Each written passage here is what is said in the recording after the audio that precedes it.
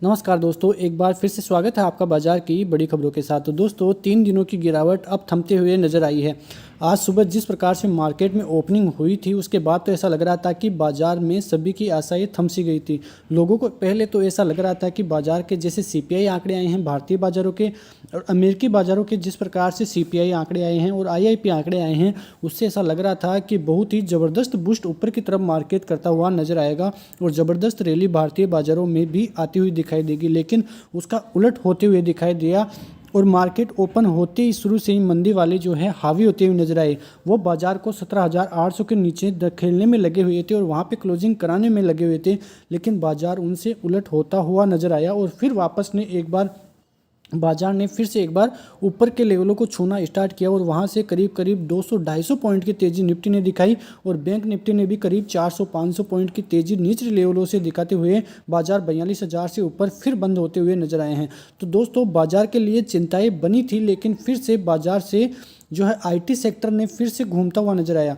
कल जिस प्रकार से एचसीएल टेक और इन्फोसिस के नतीजे आए थे, ऐसा लग रहा था कि दोनों के प्रॉफिट बहुत ज़बरदस्त है और वो ऊपर की तरफ ही जाएंगे। लेकिन जिस प्रकार से शुरू में ही बाजार ओपनिंग होते ही जो आईटी सेक्टर है उनमें गिरावट का ज़बरदस्त माहौल देखने को मिला और वो गिरावट भारतीय बाजारों को नीचे की तरफ धकेलती हुई लेगी।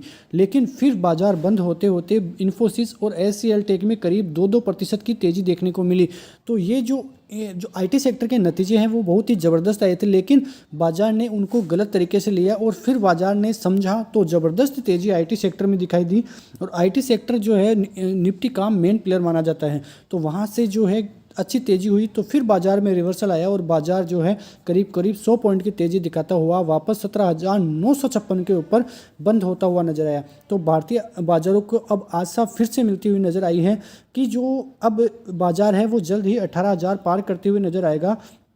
और जिस प्रकार से भारतीय बाजारों के सीपीआई नतीजे आए हैं, लगातार एक साल में सबसे कम देखने को मिले और आईआईपी नतीजे भी बहुत ही ज़बरदस्त आते हुए दिखाई दिए थे, तो इस वजह से बाजार में आज तेज़ी देखने को मिली। वहीं टाटा स्टील यानी कि मेटल सेक्टर में अच्छी तेज़ी देखने को मिली। आइसर मोटर, टाटा मोटर्स में पहले से ही तेज़ी थी और एडवांस डिक्लाइन रेशियो भी काफ़ी अच्छा होता हुआ दोपहर बाद में नजर आया।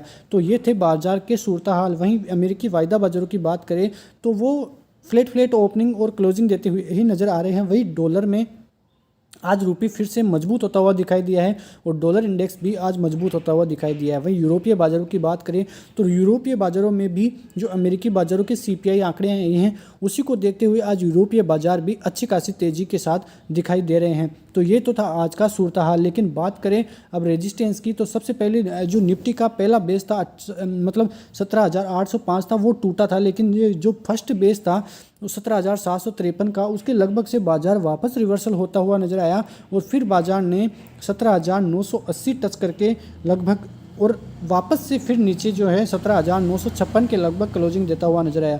तो अब बाजार के लिए 18,047 का लेवल जो है सोमवार के लिए बहुत इंपॉर्टेंट होगा और यहाँ से यदि ऊपर जाता है तो फिर बाजार के लिए आगे के लेवल खुल जाएंगे। लेकिन बाजार में अभी भी चिंता की स्थिति इसलिए बनी हुई है क्योंकि ये जो बार बार ये जो बड़े बड़े लोग हैं वो नेगेटिव कमेंट्री देते हुए नज़र आ रहे हैं, इसलिए बाजार इसको उलट लेता हुआ नज़र आ रहा है।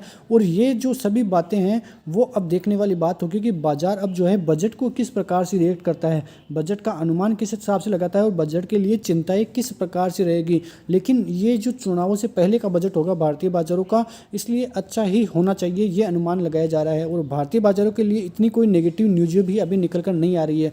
तो बाजार यदि सोमवार को 17,800 का लेवल फिर से इंपॉर्टेंट रह जाएगा और यदि ये बेस बन जाता है तो फिर बाजार के लिए सारी नेगेटिव न्यूज़ें जो है वो हट जाएगी। अब देखने वाली बात होगी 30 जनवरी से, मतलब 30 जनवरी से जो 3 फरवरी होगी, वहाँ पे जो अमेरिका की फेड की मीटिंग है, अब उससे भी जो बड़े संकेत हैं वो निकलते हुए नजर आएंगे और अमेरिकी बाजार पिछले 3 दिनों से ज़बरदस्त तेज़ी दिखाते हुए नजर आ रहे हैं। तो ये सभी चीज़ें जो है अमेरिकी बाजारों के लिए और भारतीय बाजारों के लिए भी पॉजिटिव बनी हुई है। तो वीडियो अच्छा लगा हो तो लाइक करें, शेयर करें, सब्सक्राइब करना ना भूलें। धन्यवाद। जय हिंद, जय भारत।